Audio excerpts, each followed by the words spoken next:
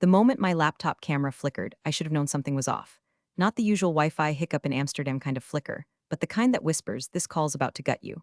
I was halfway through a demo with a notoriously stone-faced client from Geneva, think Swiss precision, but with zero tolerance for American tech ego when the screen froze on my end, then blinked back to black. No audio, no video, just a slow, creeping silence. I stared at the loading wheel like it was my own obituary. I'd flown 4,000 miles for this. I hadn't seen my kids in weeks. I was jet-lagged, underslept, and running on espresso fumes and oat crackers from the minibar, but I kept going, muscle memory, really. While the screen buffered, I clicked open a tiny folder buried deep in an encrypted drive. Active license owner, MR, Dalton Holdings LLC. It was the digital spine of the entire operation. The thing nobody back home even remembered I'd built, because I never bragged, never grandstanded, never lunched with Tyler and his little army of Zoom-haired yes-men. I didn't panic. I emailed myself a backup, just the token chain timestamped. No one else had access, not IT, not legal, not even the CTO. Because when they bought out Velisync 5 years ago, I was the only one who understood what inheriting liability meant. And while everyone else drank champagne and drafted LinkedIn posts about digital transformation, I quietly registered a license in the only way that protected us during the M and a freeze, under my own dormant LLC. You might be wondering, wait, why would someone build something so critical and not tell anyone? Simple, because no one asked. And frankly, no one cared until they couldn't log in. By the way, if you've made it this far, you're clearly someone who appreciates a slow burn, a bit of strategic chaos, and the quiet art of revenge without breaking a single law. If that's your flavor, hit the like button and subscribe. Seriously, 90% of folks don't, but it really helps our team keep these stories coming. Plus, it lets the algorithm know you're one of the smart ones. Anyway, back to my downfall. The client was still talking. I could see their little avatar blinking away like nothing had happened, but I wasn't in the room anymore, not technically. I opened a second tab to ping HQ about the glitch. That's when it happened. New calendar invite. Subject, urgent, HR plus VP Tyler call. It was scheduled to start 3 minutes ago. No subject details, no reason, just the kind of digital ambush that smells like death in a cubicle. Tyler. Tyler with the shaved side part and a vocabulary full of terms like synergy loop and client vibration. Tyler, who once asked me if GDPR was that EU yoga thing. He'd been promoted to VP 3 months ago. Nobody really understood why. His last two projects hemorrhaged budget like a Vegas divorce. But he had energy, charisma, and a golf swing that the CEO called boardroom material. I joined the call. HR was already there. Smile tight, voice softer than usual, like someone easing a dog into a crate. Then Tyler joined, all smug calm, like he'd just secured a table at a five-star place you didn't know existed. He didn't say hi. He didn't ask about the client meeting. He just read the script. Mary, due to ongoing restructuring and strategic prioritization, your role has been made redundant effective immediately. Your credentials have been deactivated. I didn't say a word, just watched my access vanish in real time. The VPN disconnected. My internal chat channels kicked me out. The internal dashboard refreshed and came back empty, like I never existed. Then came the cherry on this crap sundae. He leaned forward, lips curling slightly like he was trying not to smirk. Skylar will be transitioning into your responsibilities. She's already been briefed. Skylar, fresh out of grad school with a digital portfolio full of Canva presentations and exactly zero knowledge of cross-border compliance. She once asked me what a binding arbitration clause was. I told her it was the part of the contract that keeps us from getting sued into bankruptcy. She laughed, thought I was kidding. I looked back at the blinking HR rep, then at Tyler. I said one word, understood. Then I shut the laptop, didn't even log out, just closed it like a coffin. The Swiss client never even knew I was gone yet, but in 5 days they would. Because that license I backed up, that key I owned, it had an expiration date. And without my signature, that fancy platform of theirs was about to go dark. Globally, you ever watch your entire professional identity dissolve in real time, pixel by pixel? Like a bad magic trick, only the rabbits your career and the hats on fire. Right after that Zoom with HR and Tyler, I sat in the silence. Not even the hum of the minibar or the traffic outside could break it. My ears rang with how clean it all was. Clinical, they'd rehearsed it, probably practiced it like a TEDx audition minus the compassion. There was no warning, no let's have a conversation. Just a screen going black mid-client call, then a new meeting link, and boom, two corporate vultures smiling through digital gloss. Organizational restructuring, Tyler had said, like he was announcing a new flavor of oat milk. Your role has been eliminated, effective immediately. I didn't even bother asking why, I already knew. My name didn't look good in the org chart anymore. It wasn't sleek, wasn't shiny. I didn't post inspirational quotes on LinkedIn. I didn't wear influencer eyewear or clog up Slack with fake enthusiastic gifs. I just did the work. And that's the thing no one tells you about being the workhorse. They ride you through every storm, then shoot you in the field once the sun comes out. I watched as my dashboard blinked out, access revoked, permissions stripped, email inbox going dark like a series of dying stars. A colleague DM'd me a confused "Are you okay?" before my account vanished mid-typing. The final insult, a cheerful little pop-up, "Your session has expired." Oh, honey, you have no idea. An hour later, from my burner Gmail, I watched the company-wide email roll in. Excited to announce Skylar's expanded role, it read, like they were promoting a contestant on The Bachelor. She'd been shadowing me for 3 weeks. Shadowing, in this case, meaning scrolling Instagram while I explained GDPR frameworks, and she asked what GDPR stood for. She once told me she liked how I talked like a real person, which, in hindsight, is probably her code for old. The photo attached to the email, Skylar in front of a fake plant wall, holding a latte like it was a diploma. Proud to step into this leadership moment, her quote read, "Leadership moment. That's what they're calling plagiarism now, I guess." I didn't respond, didn't call anyone, didn't text the team in Geneva. I just sat still in the hotel chair, the vinyl cushion sticking slightly to the back of my blouse. Then I got up, opened my suitcase, and pulled out the black envelope I'd carried since the license was first signed. Inside, my printed LLC formation documents.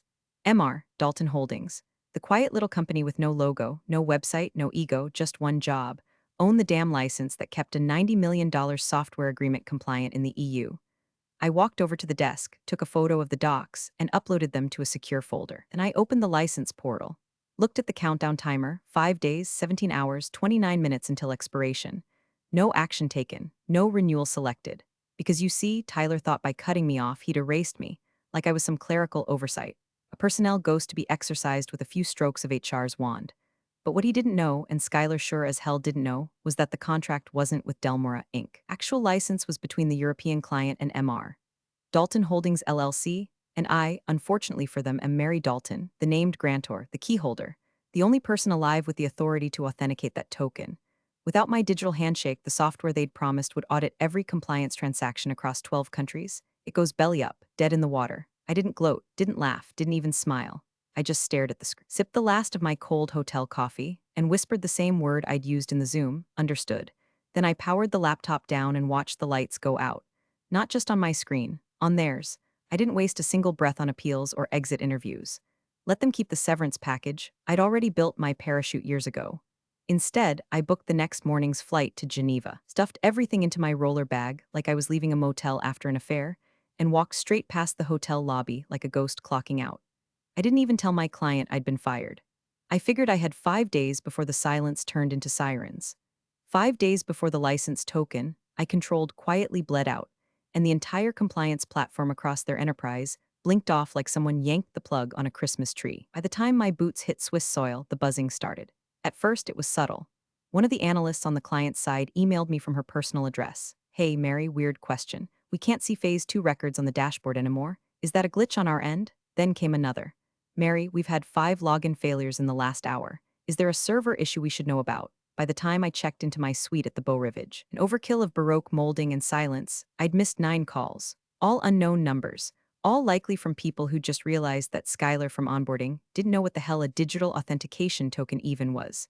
I set my phone to silent and poured a glass of wine. Then I opened my laptop. Not the company one. Tyler saw to it that one was dead.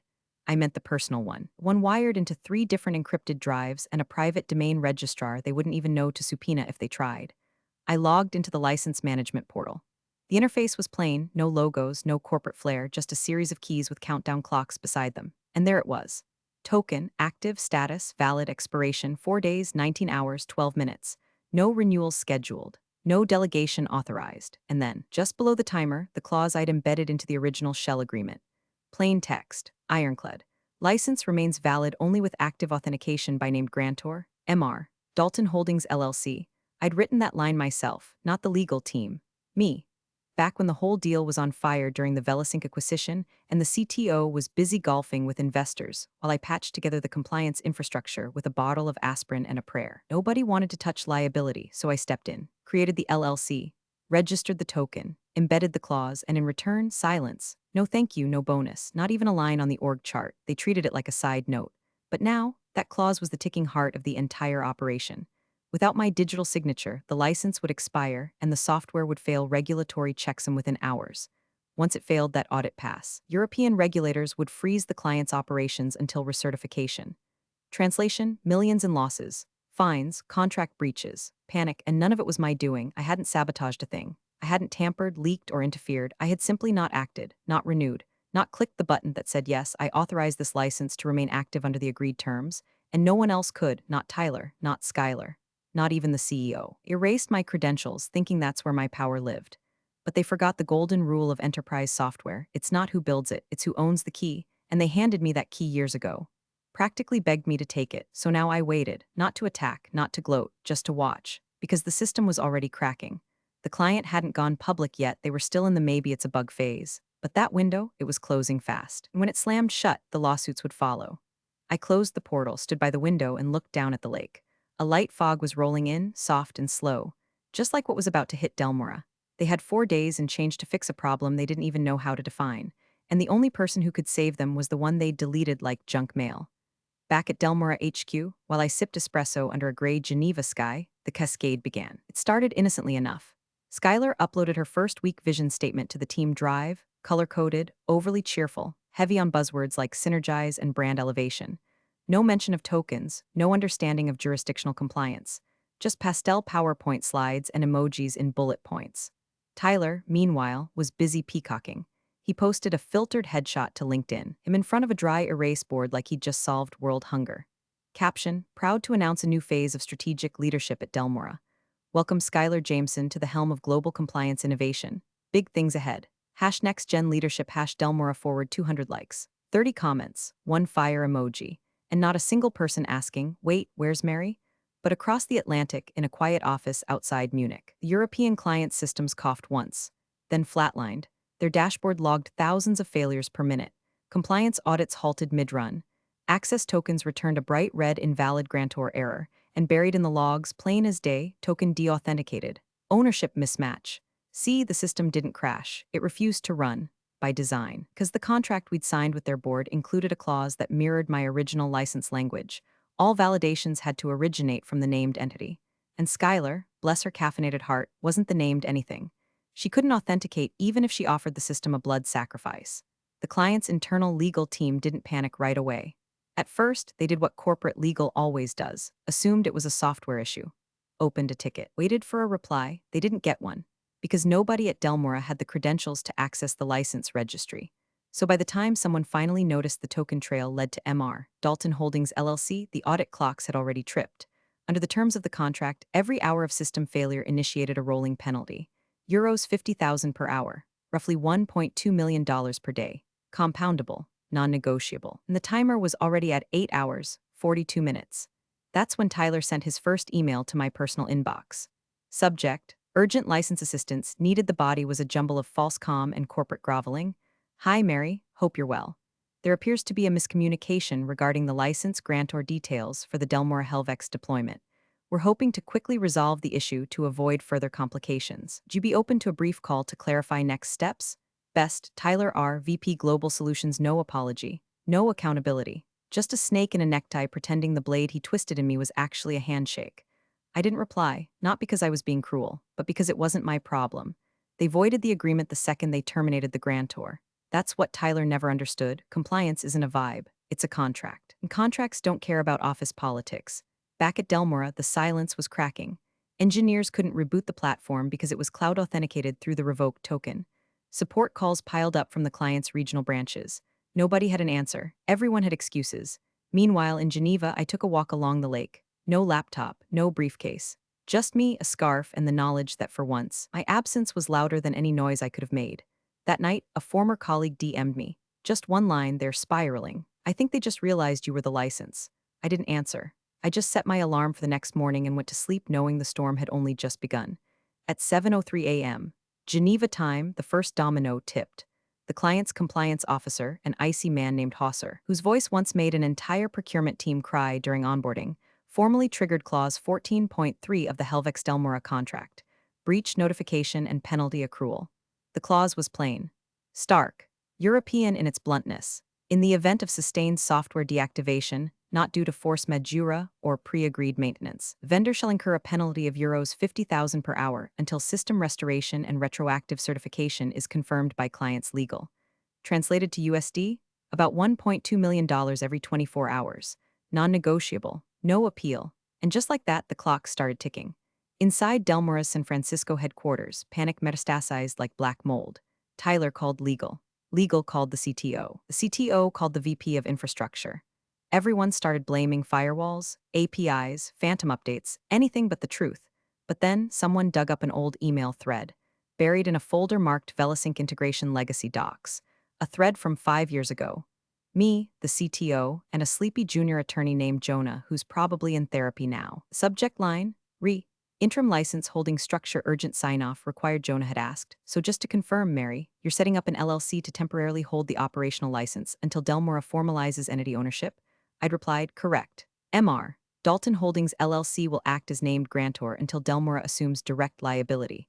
If no formal transition occurs, the license remains in my name. There it was, in writing. Timestamps with attachments. 5 years they had to assume ownership. 5 years to dot the I's and cross the T's. But they were too busy hosting all-hands meetings about vision statements and staging quarterly photo ops to remember the tiny little matter of who held the core license. Me and the LLC still active, registered, clean, untouched. Tyler's voice cracked in the legal team's war room. We didn't think she still had it. No, Tyler, you didn't think. That was the problem. At that exact moment, I was walking along Lake Geneva. Mid-autumn sun slanting off the water, the air crisp enough to make your nose sting. A vendor handed me a paper cone of roasted chestnuts. I thanked him, took my time. Meanwhile, my phone vibrated like a bomb about to go off. 10 missed calls. 15, 27. My inbox flooded. Subject lines in all caps. Urgent. Please call. System down. We need your signature. Legal is asking for you. Tyler says it's a misunderstanding. Then came the voicemails. I didn't listen. But the transcripts auto-loaded. Mary, if you're seeing this, please, we need to talk. There's a situation with the client. It's getting out of control. I know things didn't end well, but we can fix this together. Tyler, using the royal we. Adorable. Legal tried next. Miss Dalton, this is Rebecca from Delmora Legal, requesting clarification on your ownership status over the operational license for the Helvex platform. There may have been a lapse in internal documentation. A lapse, she called it. Like forgetting to water a plant, not detonating a compliance time bomb under a $90 million contract. The CTO tried calling too. Left a message full of tech lingo that amounted to one thing: we can't get the system back online without you. Please help. But the best message came from Jonah. That same junior attorney from 5 years ago, now, apparently promoted just enough to be terrified. He forwarded the original license agreement. No note, no subject line. Just the document and one line at the bottom. You were right. I put the phone away. Let it buzz itself into a coma. The Helvex team hadn't gone public yet, but they would soon. By Swiss law, any breach of this magnitude had to be disclosed within 72 hours. Their audit committee had likely already begun drafting the release. Investors would be notified. Markets would sniff the blood. Delmora's house of glass was already cracking. They just didn't know which window would shatter first. And me, I wasn't angry, not anymore. There's a point beyond rage where everything becomes still. Cold, almost peaceful. Let them sweat. I bought another coffee, took a seat facing the lake, and watched the white sails drift by like nothing in the world was on fire. But I knew better. Inside that San Francisco office, everything was burning. Some men, when faced with a fire, reached for water. Tyler? He grabbed gasoline and a match. Instead of owning the failure, admitting he axed the one person who held the spine of the operation, he did what every smug, corner-cutting golden boy does under pressure: tried to cheat the system. I got word through back channels that he'd instructed the engineering team to generate a duplicate key using archived specs from the original license file. Thought maybe if they could spoof the grantor metadata, the client system would accept it, and everything could go back to normal. But here's the thing about digital contracts tied to biometric locks and cross-border legal compliance: they're not normal. You don't fake them like a sick note. You don't swap in a new name and expect the machine to curtsy. The moment that forged key hit the authentication servers in the EU, the platform did what it was designed to do: reject it, flat, loud, and permanently. Error 403, grantor mismatch, reason: illegal key source, escalation, client security team. I nearly choked on my espresso when I saw the error forwarded to me by a former dev from Delmora who now worked freelance for the Swiss compliance firm and apparently still had a soul. Attached to the forwarded email was a screenshot of Tyler's frantic Slack messages to the engineering team. We can't just delete her and pretend it works. The system is literally yelling at us. Somebody find a workaround before legal eats me alive. What does biometric signature chain even mean? You've got 48 hours until the board finds out this wasn't a glitch. But it wasn't 48 hours. It was 72, and the countdown had already begun. That same afternoon, the European client issued a formal warning. If the original licensee does not re-authenticate the system within 72 hours, Helvex will terminate all commercial contracts with Delmora, effective immediately, and pursue damages. No bluff, no bargaining, just a steel-plated email signed off by 3 legal officers and 1 board member. At Delmora, that email landed like a meteor. Legal demanded answers. The CTO began reciting acronyms like prayers. Skylar was quietly removed from all client-facing Slack channels. And Tyler? Well, Tyler went very, very quiet. His LinkedIn post from earlier in the week deleted. That's when the next shot came from me. I hadn't spoken to anyone at Delmora since the day they fired me. But my attorney had. She drafted the letter on crisp, watermark paper, hand-delivered and notarized by courier to Delmora Legal with a single message enclosed. Pursuant to Clause 7A of the Helvex licensing agreement and the original MR. Dalton Holdings contract, the termination of the named grantor nullifies all license obligations and authorizations. You voided the license by terminating the grantor. Any attempt to forge, replicate, or override said license is a direct violation of Swiss data law and Article 12 of the EU Tech Compliance Directive. Cease and desist all further action. Legal counsel for MR. Dalton Holdings LLC. I imagine the blood drained from someone's face when they read that, because now it was real. This wasn't just a contract hiccup or a miscommunication. This was a legal landmine, one they stepped on when they thought they could restructure their way to efficiency. Meanwhile, I sat at my favorite sidewalk cafe in Geneva. Same table, same espresso, watching the ducks paddle around the lake like nothing was melting down across the ocean. Every few minutes, my phone buzzed with another message forwarded from contacts still on the inside. Tyler was spiraling. Legal was in emergency sessions. Skylar had apparently been told to take a leave of absence to reflect on alignment. But me, I crossed one leg over the other, leaned back in my chair, and let the sun warm my face. Because for once, I didn't have to do anything. They'd already destroyed themselves. All I did was decline to fix what they broke. The meltdown didn't arrive with a bang. It came in waves, sudden, cold, relentless. On the second morning of the 72-hour deadline, Delmora's CFO, an oatmeal-smooth man named Lowell who once called my work quietly adequate, scheduled a 6 a.m. emergency call with shareholders. The subject line was simple: urgent, status update Helvex partnership. Translation: we're bleeding and it's her name on the scalpel. The call started with the usual smokescreen. Lowell blamed unexpected technical disruption, transition miscommunication, and third-party escalation delays. But shareholders aren't stupid, especially not the ones who'd personally flown to Munich 2 years ago to celebrate the signing of the Helvex deal over foie gras and tax shelters. And when one particularly vocal investor, the kind with a voice like a rusted hinge and more money than patience, cut through the script and asked the question that had apparently been echoing in legal all week, the call turned. Wait, hold up. Who actually owns the Helvex license? The line went silent. Someone shuffled papers. Lowell cleared his throat, then mumbled there appears to be legacy ownership issues stemming from the Velisync integration. Wrong answer. Because then came the follow-up: she owned the contract? And just like that, the room changed, not metaphorically. Literally. Because while the call was still going on, while words like material breach and reputational risk ricocheted through Delmora's glass-walled boardroom, a quiet internal email began circulating. No salutation, no signature, just a forward with a single line added in bold red font. Mary Dalton owned the license personally. They never bought her out. No spin, no defense. Just a raw fact delivered like a gut punch to the leadership team who'd spent the last 72 hours pretending I didn't exist. Tyler didn't respond to it because by that point, he was already on administrative leave. The official announcement used the usual HR sugarcoating, pending internal review of recent project oversight decisions. But the real reason? Investors wanted ahead, and Tyler's was already halfway in the basket. Skylar's access was revoked 15 minutes later. No farewell email, no Slack goodbye. Her corporate login returned a sterile access denied before she could even download her personal folders. Word spread fast. My phone buzzed with a message from an old friend in product who never liked me much, too ambitious to be friendly, too smart to ignore me entirely. They're finally saying your name out loud. I stared at it for a long moment, because that was the part no one ever admits about these jobs, the slow erasure. How one day you're indispensable and the next, your name disappears like it was never on the door. Like your hours, your nights, your weekends spent holding the company's spine together never happened, until it all breaks. And then suddenly, you're remembered, not as a person, as a line item, a missing piece that set the whole machine on fire. Investor pressure mounted.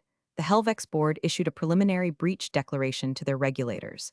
Journalists started circling, asking questions about Delmora's licensing irregularities. One European tech columnist called it the costliest case of executive myopia in a decade.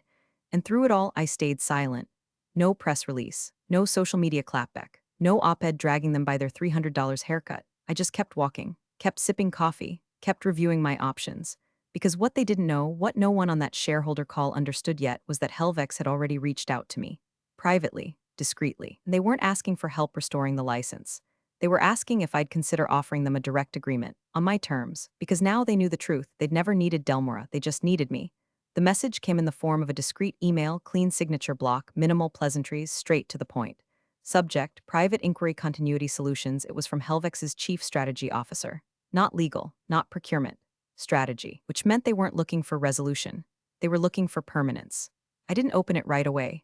Let it sit in my inbox while I finished my morning walk past the vineyards outside Lausanne. The air smelled like crushed leaves and new money, appropriate, given what was about to happen. When I finally opened the email, it was everything I expected and nothing I didn't. You understand the circumstances surrounding the termination of your role at Delmora may have created tension around the current license agreement. As we conduct our internal review, we'd like to explore the possibility of contracting with you directly through MR. Dalton Holdings LLC for continued platform support and continuity. Naturally, this would be contingent on terms favorable to you. Are you open to discussion? No threats, no desperation, just respect. For the first time in 5 years, they weren't talking at me. They were talking to me. I didn't rush. I asked for the terms in writing. When they sent them over, I read every clause like I was carving them in stone. And then I did something I'd been waiting to do for a very long time. I added a new clause of my own. This license is non-transferable. No subcontracting or third-party administration is permitted. Authorization and support may only be rendered by MR. Dalton Holdings LLC and its named principal, Mary R. Dalton. This agreement shall remain in force unless revoked by the grantor. They didn't push back. They didn't edit. They just signed 3 board signatures, 1 compliance officer, and mine. I signed the final page while seated under the awning of a vineyard terrace, a glass of local white wine in one hand, pen in the other. Wind stirred the edge of the contract as I pressed my signature down in blue ink. 5 minutes later, the client sent the official confirmation. A single PDF, top corner stamped in red, authorized vendor, MR, Dalton Holdings Limited. That was it. Delmore was out, completely. No transition, no apology, no golden parachute. The client didn't want to salvage the mess. They wanted to erase it. And that's what happens when you forget where the true value lies. It was never in the building, never in the org chart, never in Tyler's brittle ego or Skylar's hollow title. It was in the code I built, the trust I earned, the contract I held. I didn't take joy in it, though I'd be lying if I said it wasn't satisfying. But this wasn't about revenge, not anymore. It was about correction, putting things back in order after years of dysfunction masked as leadership. Let the suits panic. Let the shareholders fume. Let Tyler spiral into whatever startup he tries to inflate next. Me, I'd already moved on. I closed my laptop, took a slow sip of wine, and let the sun pour across the vines like golden silence, because I hadn't just reclaimed a contract. I'd reclaimed my name. The filing hit the SEC database at 4:17 p.m. Eastern. Buried among routine earnings chatter and boilerplate risk disclosures was a line that detonated quietly across financial terminals. Delmora Corp. has terminated its licensing agreement with Helvex AG due to unresolved contractual discrepancies and inability to restore platform compliance. Analysts speak for, we lost the deal. We can't fix it. We've been cut out completely. By morning, their stock had dropped 12%. By end of week, 19%. Not catastrophic, but enough to make boardrooms tense and investor calls acidic.